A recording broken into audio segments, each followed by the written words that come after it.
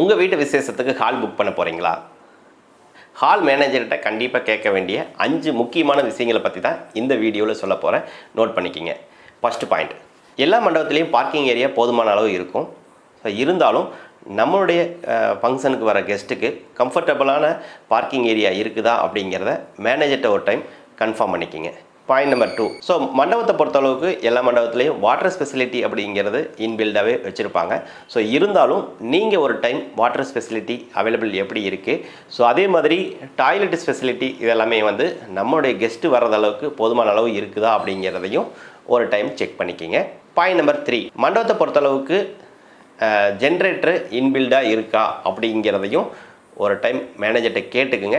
So அதே மாதிரி AC, fan, அதே மாதிரி கேஸ் வந்து இன்பில்டாக இருக்கா, இல்லை நம்ம ப்ரைவேட்டாக வெளியிலேருந்து அரேஞ்ச் பண்ணணுமா அப்படிங்கிறதையும் ஒரு டைம் மேனேஜர்கிட்ட கேட்டுக்குங்க.